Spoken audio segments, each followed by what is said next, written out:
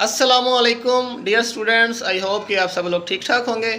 आज हम tissue level discuss करेंगे और जो लोग चैनल पे नए हैं उनको मैं ये बताता चलूँ कि आप जो ऑर्गेनाइजेशन के लेवल्स हैं उसको स्टार्ट से सुने। यानी कि फ़र्स्ट लेवल सब एटॉमिक है और एटॉमिक लेवल है, दैन फिर मॉलिक्यूलर लेवल आता है, फिर ऑर्गेनेली और सेल लेवल आता है। उसके बाद आज वाला जो लेक्चर है उसको सुने। इस तरह फिर आपको समझ अच्छी तरह से आएगी, क्योंकि जब तक आपको इसका स्टार्ट नहीं पता होगा, बायो एलिमेंट्स का नहीं पता, आप बायो मॉलिक्यूल्स के बारे में नहीं जानते, तो आपको डायरेक्ट ये सुनने से टिश्यू लेवल की समझ नहीं आएगी। तो मैंने बायोलॉजी ग्रेड 9 के नाम से एक प्लेलिस्ट बना के रखी है।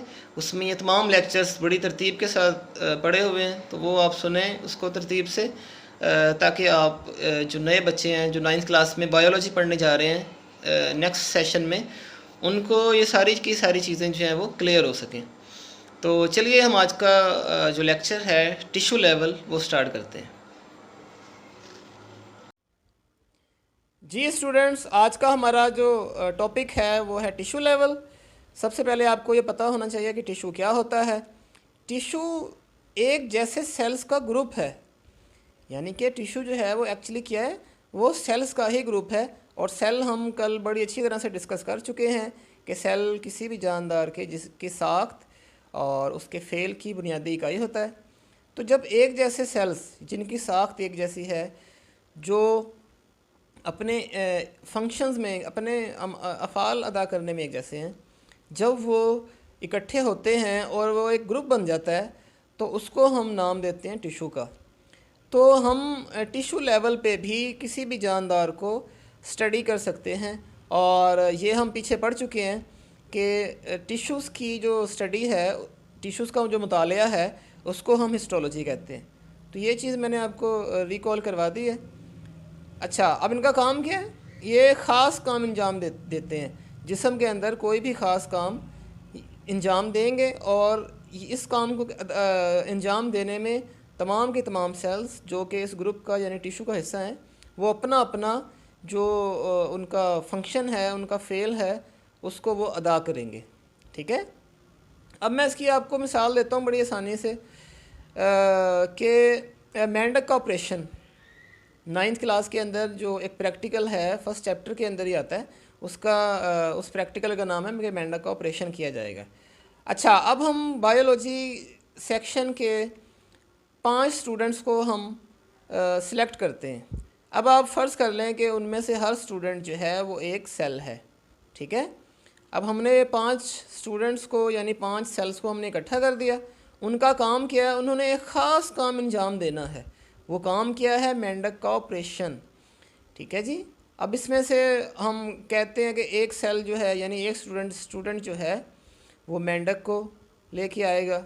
दूसरा स्टूडेंट ऑपरेशन के लिए जो चीज़ें ज़रूरी हैं उनको वो अरेंज करेगा बायोलॉजी लैब के अंदर। ठीक है। तीसरा स्टूडेंट जो है वो मेंढक को बेहोश करने वाली जो है मेडिसिन उसको अरेंज करेगा। ठीक है। तो इस तरह से पाँचों के पाँचों जो स्टूडेंट्स हैं जिनको हमने सेल बनाया हुआ है, वो मुख्तलिफ अपने फंक्शन परफॉर्म करेंगे, और उन सब का मकसद एक ही है कि उन्होंने मेंढक का ऑपरेशन जो है, ये वाला काम जो है उन्होंने परफॉर्म करवाना है। तो इस तरह से हमारा टिश्यू लेवल जो है वो काम करता है कि बहुत सारे सेल्स जो हैं जो एक जैसे होते हैं और वो मिल जाते हैं और कोई जिस्म का कोई ख़ास काम अंजाम दे रहे होते हैं। सही है जी। अच्छा, अब इसमें आप मिसाल ले सकते हैं, मसलन इंसान के अंदर नर्वस टिश्यू है। अब नर्वस टिश्यू का काम क्या है कि उसने नर्वस कोऑर्डिनेशन यानी कि पैगामात को वसूल करने हैं दिमाग तक, यानी कि सेंट्रल नर्वस सिस्टम, कोऑर्डिनेटर, ये सारी चीज़ें आप 10th क्लास में पढ़ेंगे डिटेल के साथ।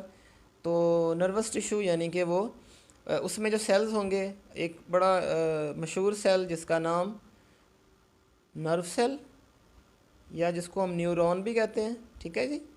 अब ये इसमें शामिल है। तो इसमें हम ज़्यादा डिटेल नहीं पढ़ेंगे, सिर्फ ये पढ़ेंगे कि नर्वस टिश्यू जिसमें नर्व सेल्स भी होते हैं। ठीक है।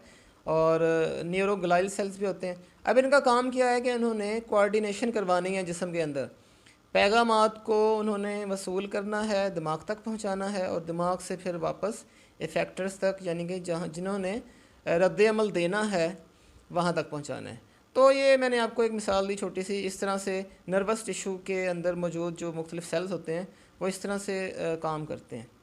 अच्छा जी, दूसरी बात, जो किसी भी टिशू के अंदर जो सेल्स होते हैं वो इनफरादी तौर पे अपने अमाल के ख़ुद ज़िम्मेदार हैं, यानी वो एज अ होल टिशू ने उसके काम नहीं करवाने, बल्कि वो अपनी ज़िंदगी के जो मुख्तलिफ अमाल हैं उनका वो ख़ुद ज़िम्मेदार है। मिसाल के तौर पे हर सेल के अंदर मुख्तलिफ ऑर्गेनेलिज़, जो कल हमने पढ़ा था ऑर्गेनेलिज़ के बारे में, ऑर्गेनेलिज़ मौजूद हैं।